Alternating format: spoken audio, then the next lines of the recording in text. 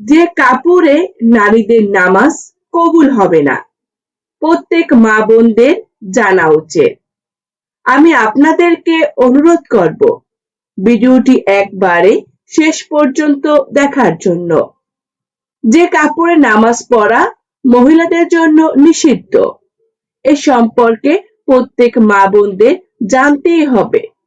প্রিয় দর্শক, খুবই গুরুত্বপূর্ণ একটি ভিডিও এটি। যদি এই দিকে খেয়াল না রাখেন তাহলে হয়তো সারা জীবন নামাজ পড়ে যাবেন, কিন্তু আপনার নামাজ কবুল হবে না। চলুন মূল ভিডিওতে শুরু করি। নামাজের সতর ডাকা ফরজ। কতটুকু সতর ডাকতে হবে তা অধিকাংশ মহিলারাই জানে না, যার ফলে ফরজ তরফ হয়ে যায়। অনেক মহিলার সারা জীবনের নামাজ হয় না।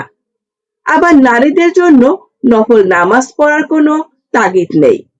তারপরও দেখা যায় নারীরা নফল নামাজ পড়তে পুরুষদের তুলনায় এগিয়ে থাকে। কিন্তু অনেক নারী কোনো ওজর ছাড়া বসে বসে সব নামাজ আদায় করে থাকেন।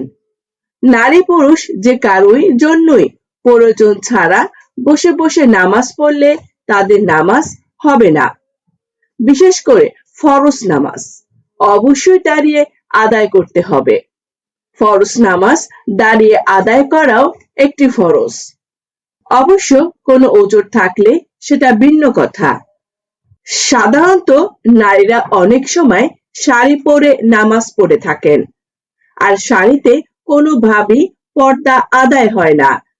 শাড়ি পরে নামাজ পড়লে পর্দা লঙ্ঘন হবার সম্ভাবনা বেশি থাকে। যেহেতু পর্দা নামাজের মতোই ফরজ, তাই নামাজের আগে পর্দা ঠিক রেখে নামাজ আদায় করতে হবে। নারীরা যে পোশাক পরিধান করুক না কেন, সেই নারী যদি অন্ধকার ঘরে একাও নামাজ পড়ে, তবে নামাজের সময় এই বিষয়গুলোর প্রতি লক্ষ্য রাখতে হবে। যার ব্যতিক্রম হলে নামাজ হবে না। আয়েশা রাদিয়াল্লাহু তাআলা আনহা থেকে বর্ণিত হাদিসে আল্লাহর রাসূল সাল্লাল্লাহু আলাইহি সাল্লাম বলছেন, প্রাপ্তবয়স্ক নারীরা ওড়না ছাড়া নামাজ আদায় করলে তা আল্লাহর নিকট কবুল হবে না। সুনান আবু দাউদ হাদিস 641। প্রিয় দর্শক, নামাজের সময় নারীদের এই বিষয়গুলোর প্রতি লক্ষ্য রাখতে হবে। 1. যদি কপালের কাছে কিছু চুল বেরিয়ে যায়। 2. কান একটা বা দুটো বেরিয়ে যায়। 3. যদি কানের পাশে জুলফি চুল বেরিয়ে যায়। 4.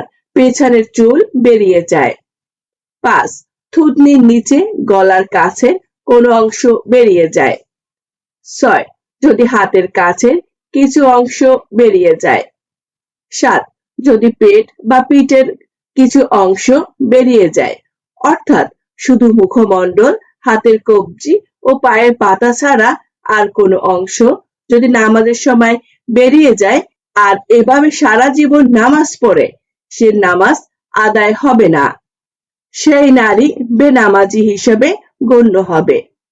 আর সর্ব অবস্থায় নারীদের পোশাক যেমন হবে তা এখন আপনাদেরকে জানাবো। 1. নারীদের ফরজ ও সুন্নত পোশাক হলো কামিজ বা মেক্সি, যা গলা থেকে শুরু করে পায়ের গোড়ালির নিচ পর্যন্ত ঝুলবে।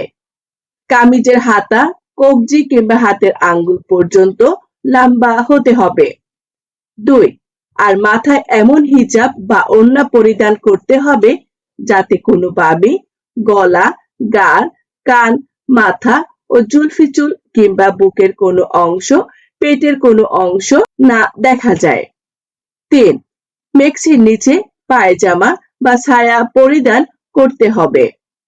স্বামীর সামনে ছাড়া অন্য সমস্ত জায়গায় সর্ব অবস্থায় এই পোশাকগুলো পরিধান করা নারীর জন্য ফরজ।